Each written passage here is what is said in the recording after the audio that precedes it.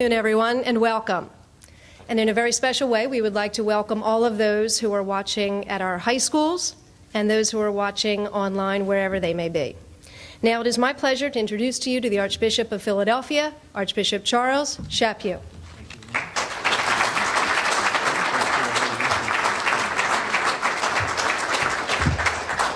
Good afternoon, everyone. Thank you for being with us today. I have prepared remarks, so I'll read them, and then later in our program you can ask questions.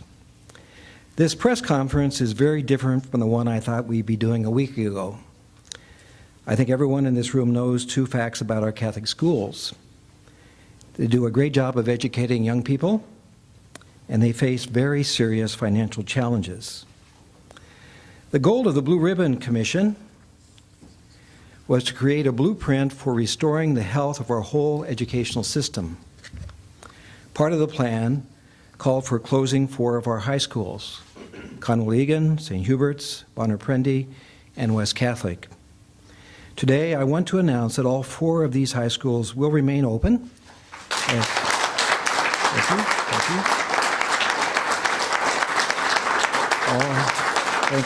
you.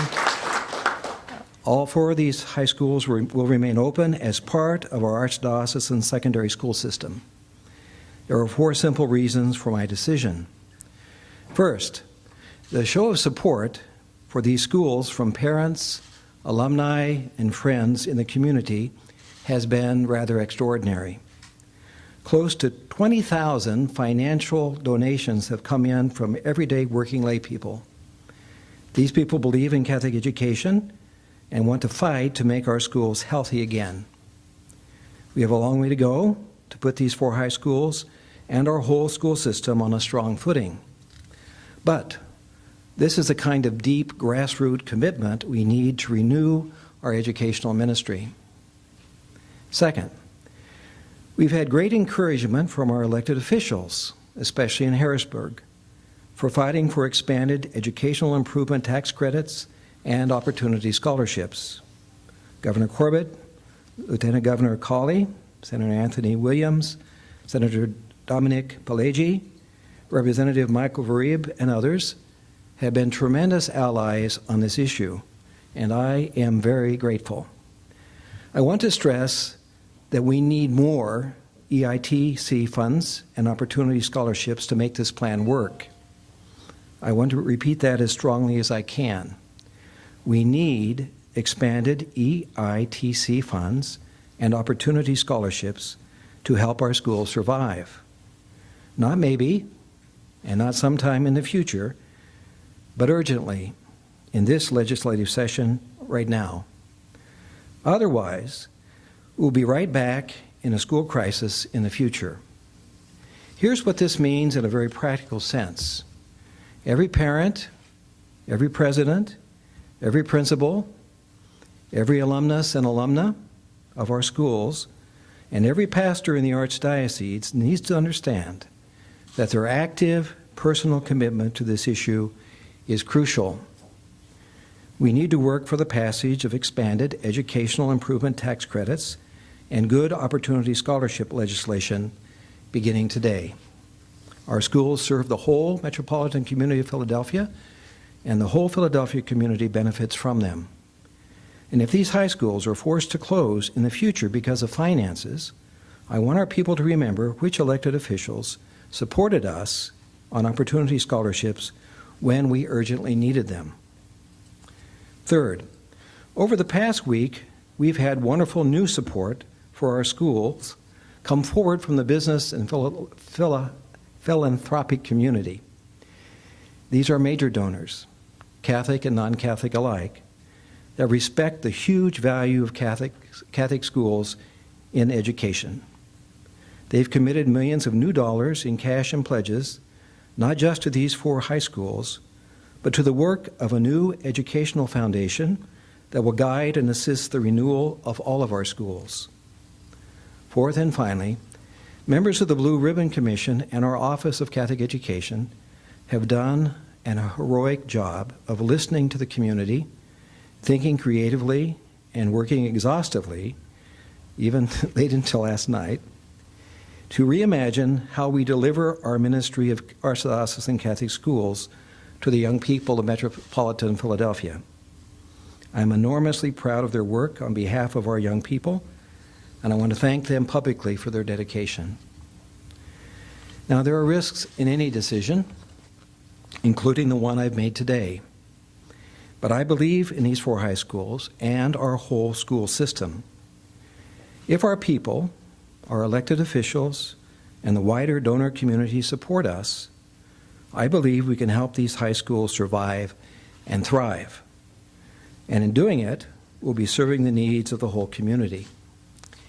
With that, I'll turn the podium over to Mr. Ed Henway to outline the details. Ed served generously on the Blue Ribbon Commission, and he'll chair our new educational foundation. Ed?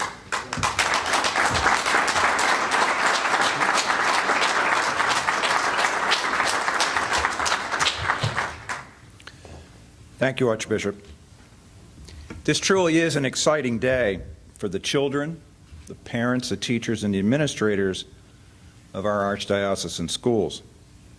Over the last 6 weeks, the response and support of our schools, as you noted, has been outstanding. The ability to keep the 4 high schools open is great news, but it's only part of the story. The financial support that has been pledged will enable us to establish an independent foundation in support of Archdiocesan-owned and operated Catholic schools. The foundation will be called Faith in the Future, the Fund for Educating Tomorrow's Leaders. The mission of this foundation will be to provide financial and operational support, as well as active public advocacy for Philadelphia Archdiocesan schools. The foundation will recruit a board of directors comprised of leaders from various professions and philanthropic organizations, as well as the Archdiocese, and will reflect the cultural and ethnic diversity that is present within our Catholic schools today. Our financial goals for Faith in the Future will be to raise in excess of $100 million over the next 5 years. We have cash and pledges to date of approximately $12 million, with a near-term goal of $15 million by May 1st of this year. We are committed to raising an additional $15 million by June of 2013 and completing an additional endowment of $70 million by 2017. Financial support and educational innovation and excellence are our top priorities for the foundation. And we also plan to provide operational support for our schools in areas such as targeted development, marketing, and enrollment maximization. In discharging its mission, the foundation staff will work closely with the Office of Catholic Education to ensure maximum benefit from its efforts and programs. We intend to recruit a top-flight senior management team to guide the foundation's work, beginning with an experienced CEO. Now, additional details and progress reports will be forthcoming as board members are appointed, fundraising efforts are accelerated, and operational support initiatives are launched across our schools. Today marks the dawn of a new era in Catholic education in the Archdiocese of Philadelphia. To be sure, there are challenges ahead, but together we will meet, and we commit to meeting those challenges. Now, it's a great pleasure to have Lieutenant Governor Jim Cawley with us here today.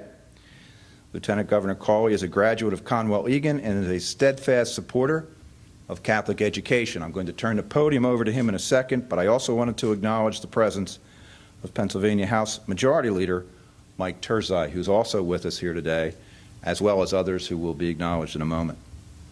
So, Lieutenant Governor, the podium is yours.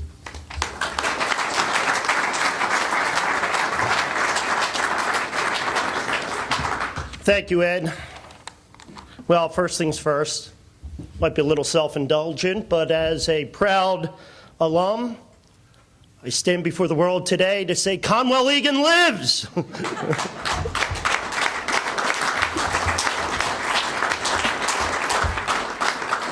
But today is not just good news for one proud alum, or good news for one school, or good news for one system.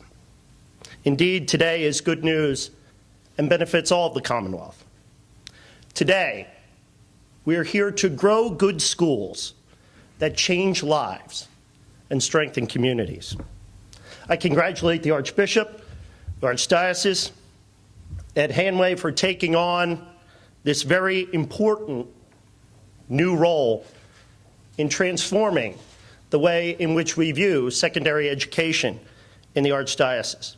It is indeed innovative thinking. It's the sort of innovative thinking that Governor Tom Corbett has been challenging all of us to do as we continue our fight for educational reform. Because whether it's increased EITC investment, charter school reform, teacher evaluations, or opportunity scholarships, there is a need in this state for a new way of thinking. And that's what the Archdiocese has done here today, adopted that new way of thinking. You know, through this process, I kept thinking of a song that went, "Don't it always seem to go, you don't know what you got till it's gone." Well, it doesn't have to be gone, you just have to think that it's going, that you don't know what you got. Well, today, spirits are high. Today, interest is high. Today, everybody wants to be part of the solution. But our challenge is, what about tomorrow? This foundation, the Archdiocese, and the alumni must all work in concert to make this bold new experiment work. Governor Tom Corbett and I will continue to work with all of you and so many others to continue the fight for educational reform. But the fight continues. We must keep our attention and our efforts high as we help Ed to achieve the goals of the foundation, and we help the Archbishop to continue to achieve the goals of our diocese. However, make no mistake, this is a very good day. With that, it's my pleasure to introduce to you one of our team members in Harrisburg, who represents southeastern Pennsylvania, but also represents the good interests of the people of the entire Commonwealth, a partner in the fight for educational reform, the Senate Majority Leader, Dominic Pileggi. Dominic.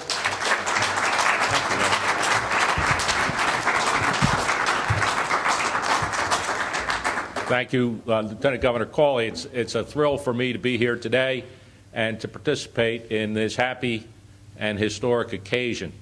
When the announcement was made that these 4 high schools would be closed, many people thought the appeal process was pro forma, routine. I heard a lot of comments about how it really wasn't going to make any difference. But the groundswell, the grassroots groundswell of support from students, alumni, teachers, community members in each of the communities of these schools has been overwhelming. I think exceeded everyone's expectation. And I commend the Archbishop for recognizing that, noticing that, and allowing these schools to remain open. But not just to make a simple decision to let these schools stay open, but to go further and make a quantum change in the way that Archdiocesan high schools in Philadelphia will be operated, how they will be funded, how they will be looked at. And I commend him for making such a bold move in a very traditional environment, in an environment that doesn't historically see such changes frequently. So certainly I commend the Archbishop for his vision, his boldness in this decision, and commend the lay members at Hanway and all of those who have signed on to the foundation concept to keep these schools open long-term, all of the high schools, and to enrich the schools. The Archbishop spoke about the legislation that's necessary to help these schools long-term.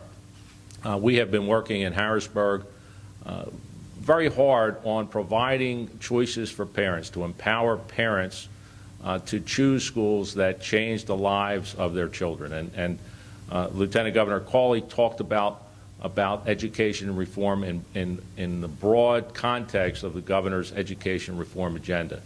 We intend to continue that work in Harrisburg. I pledge to you, Archbishop, that we have done a lot of work on this, and we will continue to work with even greater intensity to provide opportunities for parents to choose the best education for their children. And all of us in this room, all of us who are interested in this event today that are watching, know the transformative power of Catholic education, of the Catholic high schools that we're talking about here today. All of us know students, alums, people whose lives have been changed and formed by these schools. So it's our job to do what we can to empower parents to make that choice for their children. And when given that ability, I'm confident that parents will make the right choice for their children. Again, Archbishop, I pledge my continued support in your effort. Congratulate you for your correct and bold decision today.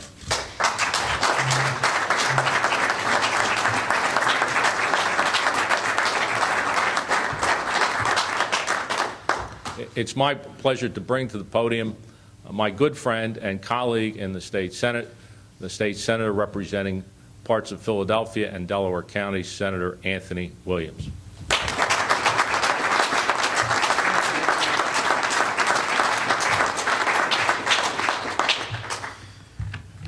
Good afternoon to His Eminence, to Mr. Hanley, to Lieutenant Governor, to the students. This is not just a joyous day, this is a miraculous day. And I want to tell you, Archbishop, that when I was in school, I was known as sort of a problem child. So I won't stop that tradition today. I can only say what the truth of the circumstances are. We are only halfway down this process. There are a few heroes in this room. One in particular I met not too long ago. He's not sitting in front of us. He's not looking for attention, but Brian O'Neill, you're an angel.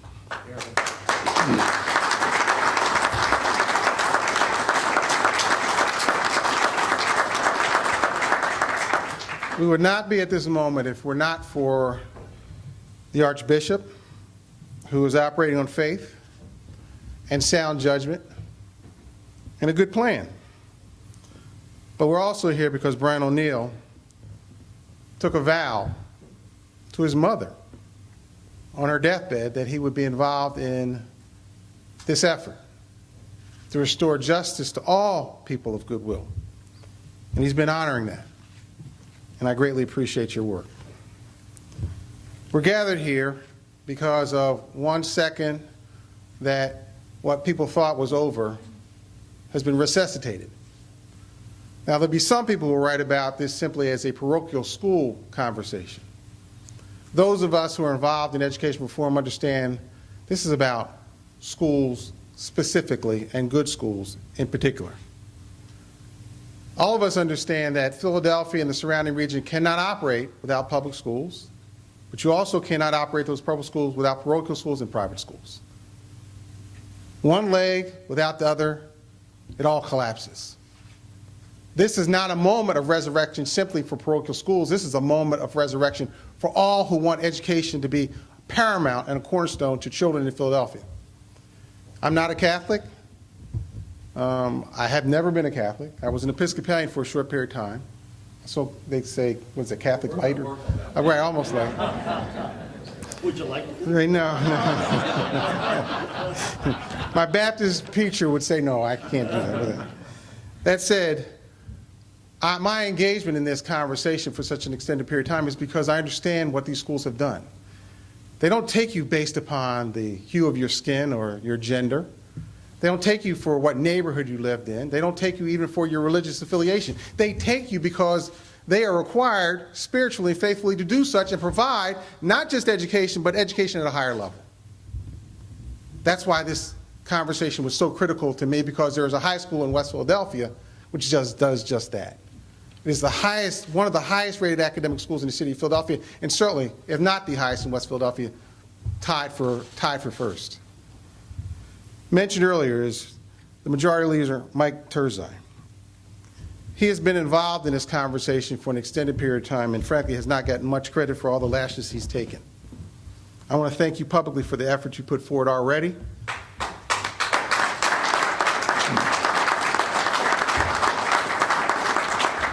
And the work that we'll continue to do together. I'm also joined by Senator Mike Stack and Representative Bill Keller and my dear Representative Nicorelli. I didn't want to say, I always think of Macozy when I see you, but Nicorelli. Yeah, you're a little taller. A little taller. A lot better looking, too.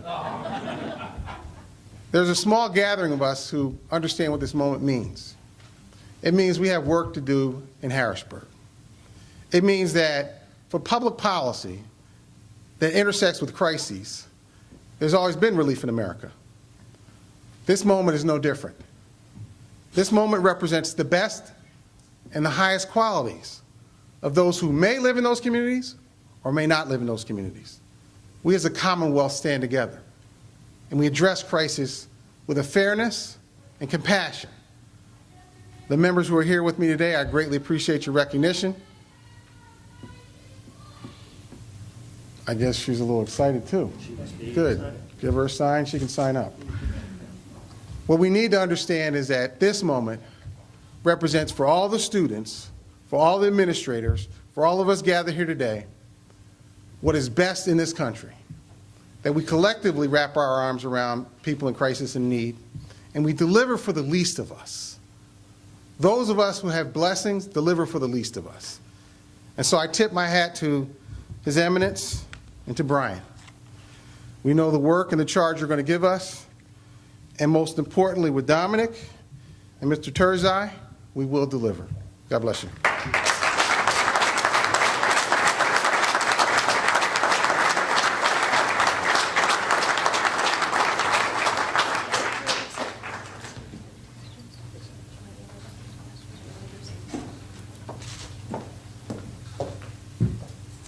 Thank you. We are going to open it up to questions now. We have a microphone that we can move around the audience. That's particularly important because we do have so many people watching at home who are not here in this room. So I'd ask you if you could kindly identify yourself and your media outlet as you ask your question. We'll be happy to start now with the questions.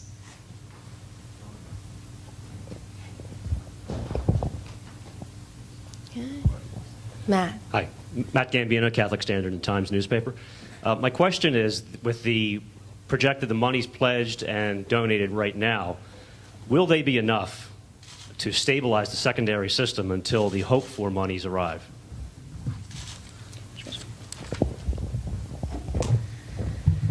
Well, I would have made the decision I did unless I thought so and hoped so. You know, it is, we certainly don't have enough money to say that the schools are secure indefinitely into the future.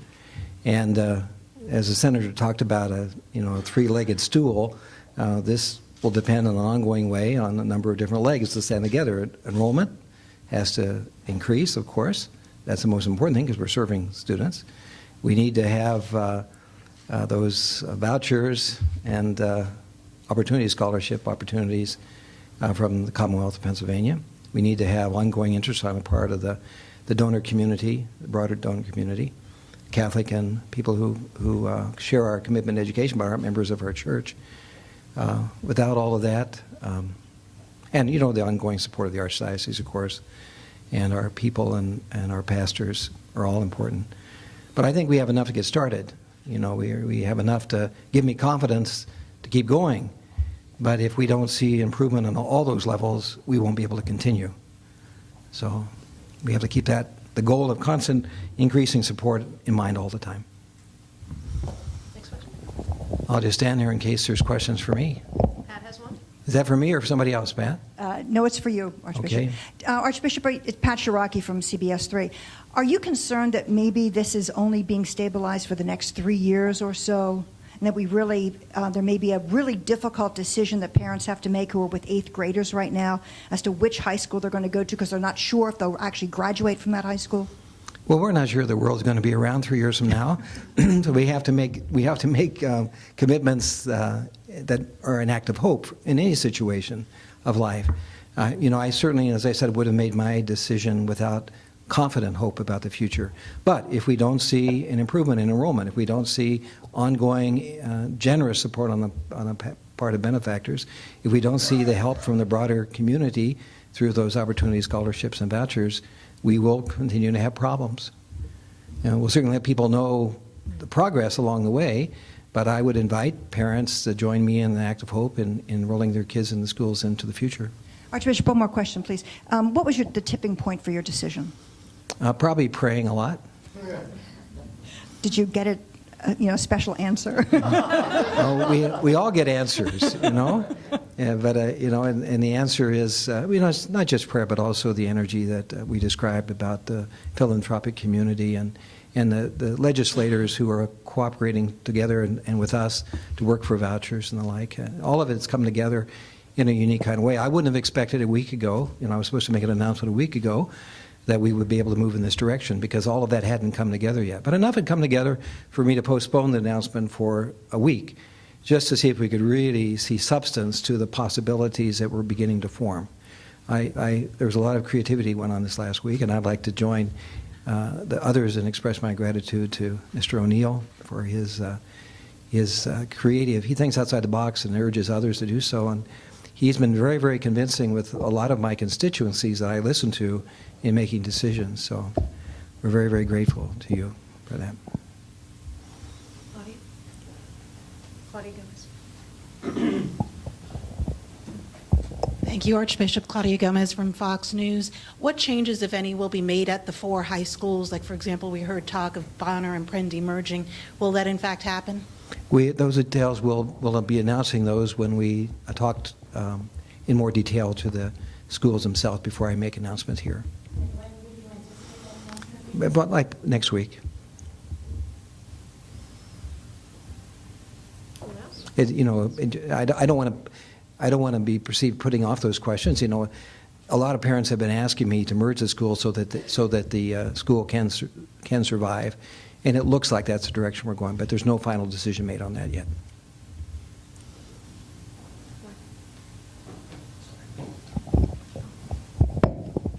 Good afternoon, Archbishop. I'm Dave Rabel from generosity.org.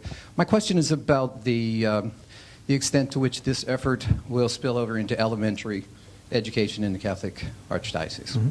Well, our hope is that the foundation that we announced today will raise money for all of our schools and not just for the high schools.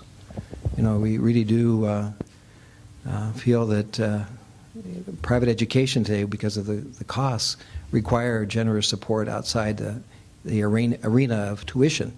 If it's based on tuition alone, schools become very, very unaffordable. Many people perceive them as unaffordable the way it is now. So the more money we have available through the foundation, the less focus will be on raising tuition, and it'll be a great blessing for everyone. But we hope it supports the whole Catholic school concept here in southeastern Pennsylvania. But also we hope that what we do here will be the support of Catholic education throughout the Commonwealth, because we hope many of our ideas will be shared by other places. And we know that the voucher program, to be successful, has to be embraced by all parts of our state. And so we hope that our efforts will encourage the members of the Senate and the House here in the Commonwealth to get behind vouchers for their own communities as well as for those who most desperately need them, which are the poor. Because we all have a responsibility for the poor, whether they're in our backyard or they're in our lives at all. Martha Woodall from the Philadelphia Inquirer. Could you, or perhaps Mr. O'Neill, provide a little bit more detail about some of the financial offers that came together within the last week or so? Well, the donors have asked that we keep their donations very confidential at this time. If in the future they want to come forward to encourage other people to be generous, we'll be happy to welcome that. But at this point, they've asked that we leave them anonymous for the moment. But it's always helpful when people are generous to come forward and say, I've been generous, now you do it. Any other questions? Well, it looks like we have a happy community. There's not too many. There's no There's been no nasty questions this week, so I'm always grateful for that. And I want to express my personal gratitude once again to the Catholic Schools Office for its hard work, and also to the members of the Pennsylvania legislature who are here today. I mean, it's really quite amazing at such short notice for us to be supported by so many in such extraordinary ways. So, gentlemen, we're deeply grateful to you, and I'm grateful to all of you for being here. So thank you very, very much.